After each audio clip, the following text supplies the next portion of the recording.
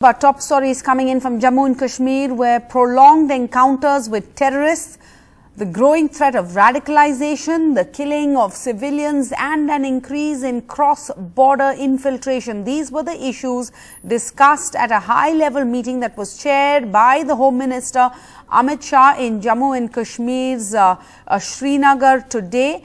A senior Home Ministry functionary told NDTV that security agencies presented their side in an inquiry into why, despite a massive build-up of Indian forces and extensive outreach efforts by the government, the twin threats of radicalization and homegrown terrorism was on the rise. This is the first visit of the Home Minister to Srinagar since the abrogation of Article 370, and in the government data has shown that 32 civilians have been killed so far this year in Jammu and Kashmir. 41 were killed in all of last year.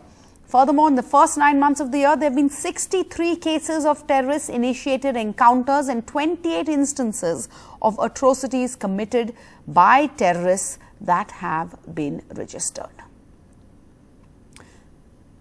Nazir Masoodi joins us now. Nazir, so really a moment of introspection for everybody involved in the state. Everybody must be asking, how have we gotten here? Despite all the promises, despite that, the change was promised and said to be in the air. Yeah, exactly. Sarah, abrogation of JNK special status, bringing it under direct rule of the center, making it a union territory, was supposed to end militancy, bring development, investment, employment, all that. More than 2 years after Home Minister Amit Shah moved that bill, took that decision, he is in Kashmir. Right now, reviewing the security situation and lots of challenge before the police and the security establishment here.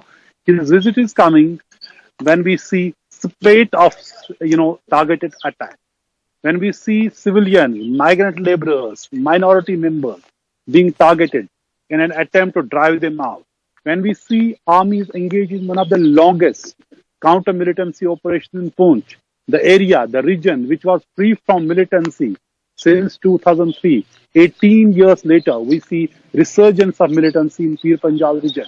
So that is the situation. They are being discussed, and all security agencies, be it army, top generals of the army, BSF, CRPF, Intelligence Bureau, Jammu and Kashmir Police, everybody is making presentation in that meeting to see what is going wrong, how this situation can be dealt with.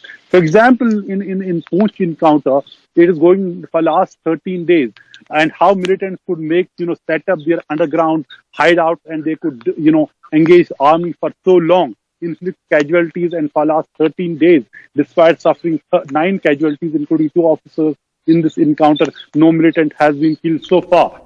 While the police are saying that in last 2 weeks, they have killed, 2 weeks, they have killed 17 militants, and some of them were involved in recent targeted attacks. The case has already been handed over to the NIA to see exactly what happened, why these targeted killings are taking place. I'm here at Nehru Park.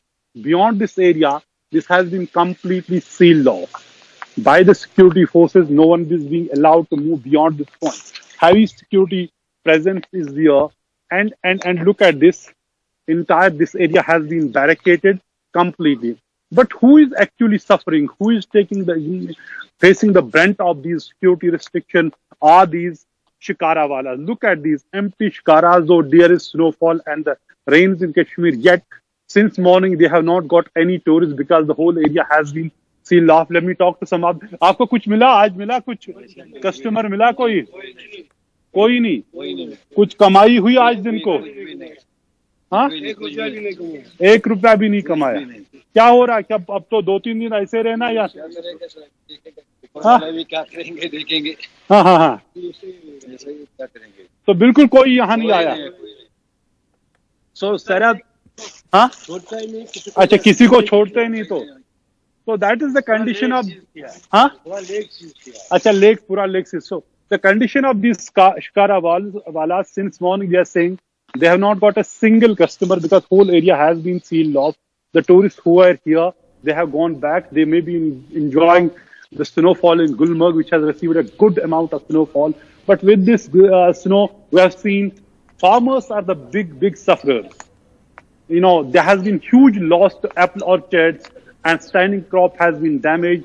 Huge losses to the apple orchard, farmers. We are particularly in Shopian area. Will Home Minister at least come with that, some package for those, compensation for those who have suffered here?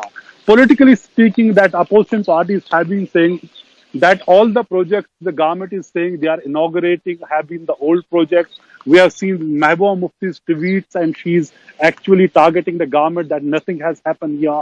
The medical college were, announced or sanctioned during UPA government, and all other things. Today, Home Minister is also flagging off the inaugurating, flight between Srinagar and Sharjah. This is the resumption of the international flight between Srinagar and international flight, because in 2009 there was the first international flight which was inaugurated in 2009. Besides that, there would be inauguration of two medical colleges, one in Udhampur and one in Handwara, and also other host of the development projects which Home Minister would be taking review, and also how security can be taken care of. That is the biggest thing for the Home Minister during his 3-day long visit. And also importantly, he's addressing a rally tomorrow in Jammu, which would be kind of the public participation, would be shown as kind of public validation of what Home Minister and the government decided on 5th August 2019.